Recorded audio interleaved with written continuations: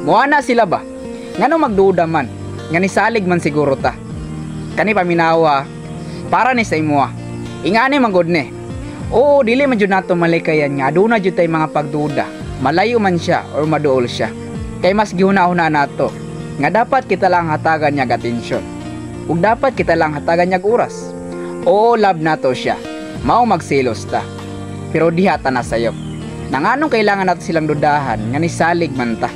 So asang pagsalig ato? Kung puro na lang kapag duda. Pwede nato silang istoryahan nga ayaw na buhata kay masakitan ko. Pero dili nato sila angay pugson ug unsa ilang angay buhaton. Timan dili na ta mga bata nga dili kasabot. To be matured, magbinuang na ang magbinuang. Kay sa relasyon, kailangan nato pagsalig sa matag usa. Nakadipindi na saya kung ang imong pagsalig sa iya iyang gubon. Kaya ang pagsalig pag maguba na,